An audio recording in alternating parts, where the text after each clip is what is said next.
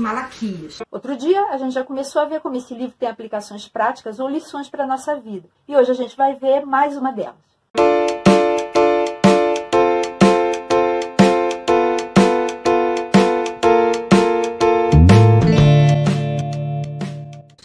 Lição é uma coisa que eu considero como uma das mais deturpadas de toda a Bíblia. No capítulo 3, a partir do verso 6, Deus está falando assim: de fato, eu, o Senhor, não mudo. Por isso vocês, descendentes de Jacó, não foram destruídos. Desde o tempo dos seus antepassados, vocês se desviaram dos meus decretos e não lhes obedeceram. Voltem para mim e eu voltarei para vocês, diz o Senhor dos Exércitos. Mas vocês perguntam, como voltaremos? Pode um homem roubar de Deus? Contudo, vocês estão me roubando e ainda perguntam, como é que te roubamos? Nos dízimos e nas ofertas. Vocês estão debaixo de grande maldição porque estão me roubando. A nação toda está me roubando. Tragam o dízimo todo ao depósito do templo, para que haja alimento em minha casa. Ponham-me à prova, diz o Senhor dos Exércitos, e vejam se não vou abrir as comportas dos céus e derramar sobre vocês tantas bênçãos que nem terão onde guardá-las. Impedirei que pragas devorem suas colheitas, e as videiras nos campos não perderão o seu fruto, diz o Senhor dos Exércitos. Então todas as nações os chamarão felizes, porque a terra de vocês será maravilhosa, diz o Senhor dos Exércitos. O dízimo foi instituído por Deus na lei como uma forma de misericórdia para com os levitas. Eles eram impedidos de ter herança, de trabalhar em outra coisa que não fosse o templo. E lá em Números 18, de 21 a 30, fala que o dízimo seria a herança dos levitas. O povo de Israel levaria os seus dízimos para eles receberiam, seria o seu sustento, dízimo das colheitas e das crias de animais que tivessem nascido naquele ano. E os próprios levitas também dariam dízimo daquilo que eles recebessem, desses alimentos que o povo de Israel desse para eles. E esse dízimo dos levitas seria dado para os sacerdotes. Lá em Deuteronômio 12, nos versos 4 a 14, fala que o dízimo deveria ser comido em Jerusalém. Se a gente for olhar no capítulo 14, dos versos 22 a 29, e também no capítulo 26, versos 12 a 15, a gente vai ver que existiam dois tipos diferentes de dízimo. O dízimo do primeiro e do segundo ano, esse sim, deveria ser comido em Jerusalém pelo próprio ofertante, pela sua família, pelos seus servos e também pelos levitas que fossem seus vizinhos. Já o dízimo do terceiro ano deveria ser comido na própria cidade do ofertante, não em Jerusalém, e ele era destinado aos levitas, mais uma vez, aos estrangeiros, aos órfãos e às viúvas, às pessoas desamparadas dentro daquela sociedade. E Deus fala, tenham cuidado, não desamparem essas pessoas, porque elas dependem disso. Quando a gente vê lá em 2 Crônicas, no capítulo 31, do verso 1 até o 21, a gente vê a respeito da construção de depósitos, de celeiros, para que os dízimos que fossem mais do que o suficiente para os levitas se alimentarem, pudessem ser estocados em algum lugar. Aí eles constroem esses celeiros e em Neemias 10, de 37 a 39, fala que os levitas é que recolhiam os dízimos dos habitantes de Jerusalém, porque quando eles voltaram do cativeiro, existia praticamente só Jerusalém, sob a supervisão de um sacerdote, e eram estocados nesses depósitos. No capítulo 12 de Neemias, no verso 44 ao 47, mostra como esse sistema vinha funcionando bem. Mas no capítulo 13, de 10 a 14, já fala sobre a falta de sustento. Os judeus, por causa da dificuldade da situação que eles estavam vivendo, de seca, de pouca colheita, estavam dando menos de 10% daquilo que eles estavam colhendo. E estavam ofertando como se fosse 10%. E isso estava fazendo com que os levitas debandassem de Jerusalém à procura de terras onde eles mesmos poderiam cultivar para ter o seu próprio sustento. E lá em Malaquias, esse texto que a gente acabou de ler, foi justamente nesse contexto de Neemias 13. Deus está falando, tragam todo o dízimo e não só parte dele para a casa do tesouro, para que tenha sustento para os levitas e sacerdotes.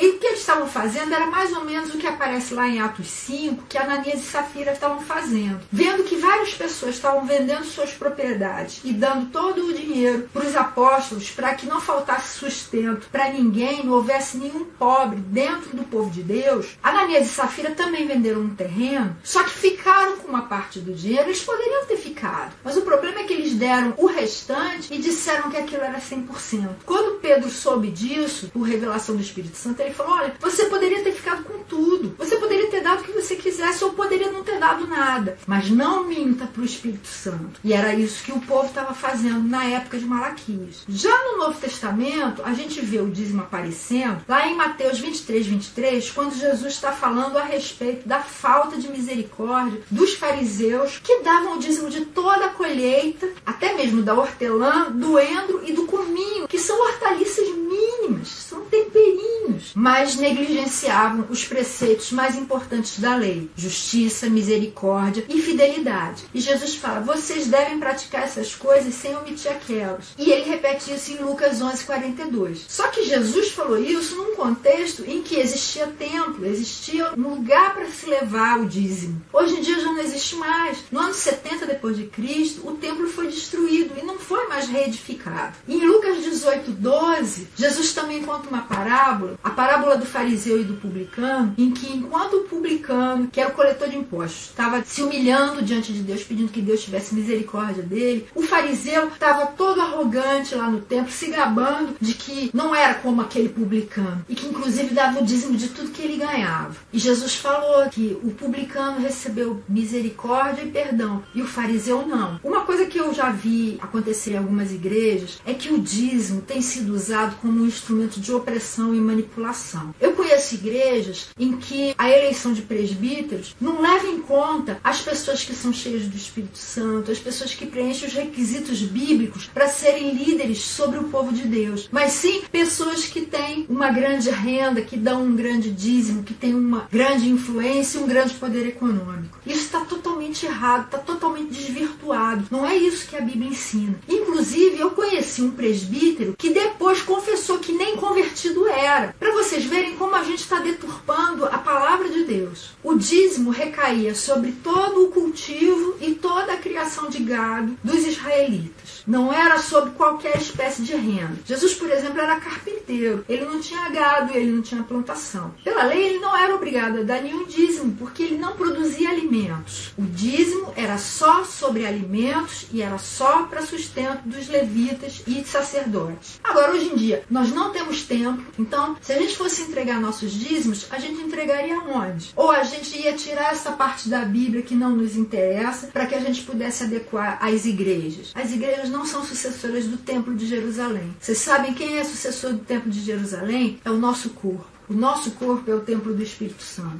Hoje em dia também nós não temos levitas. Até existem levitas, mas existem levitas que são impedidos de trabalhar? Não. Como todos os outros judeus, eles trabalham. Eles têm a sua fonte de renda. E em 1 de Pedro, como nós já vimos, no capítulo 2, verso 9, todos nós somos sacerdotes. Nesse sentido, todos nós teríamos direito a dízimos. Mas tem algum sentido eu dar o meu dízimo para você, você dar o seu dízimo para mim? Nenhum de nós tem impedimento de trabalhar. Até o apóstolo Paulo, que era judeu, não era da tribo de Levi, ele era da tribo de Benjamim, mas ele era judeu, ele nunca recebeu o dízimo de ninguém. Ele tinha a sua própria ocupação, ele era fazedor de tendas, e muitas vezes ele recebeu ofertas. Algumas eram para ele mesmo, outras eram para que ele levasse para outra igreja que estivesse passando necessidade. Mas ele nunca foi sustentado pelo dízimo de ninguém. E em todo o Novo Testamento, o que você vê, já no novo contexto que Jesus inaugurou, é oferta. Não tem mais dízimo. É oferta. Agora, coisa importante, a oferta é com generosidade, porque você vai ter que usar o seu bom senso, você vai ter que se desapegar de tradições humanas, você vai ter que se submeter a Deus para saber o que Ele quer que você faça, não com 10% não, mas com os 100% que pertencem a Ele, porque o Salmo 24 fala que do Senhor é a terra, tudo que ela contém também é dele. Então, tudo que você é e tudo que você ganha pertence a Deus, Ele é dono de 100%. E você também deve ser alguém cheio de misericórdia, cheio de generosidade, pronto para compartilhar tudo aquilo que Deus tem colocado na sua mão com as pessoas necessitadas. Por isso, se você quiser, liberte-se dessas amarras que estão tentando colocar sobre você a respeito de dízimo. Dízimo é bíblico, porque está no Antigo Testamento, mas não é cristão. O que é cristão é oferta generosa, com sabedoria, buscando em Deus orientação para fazer aquilo que Ele deseja que você faça com o seu dinheiro, e não só com o seu dinheiro, com todos os seus bens, com todo o seu tempo, com tudo que você tem e com tudo que você é. Esse é só um trechinho de um vídeo maior com todas as informações sobre o livro.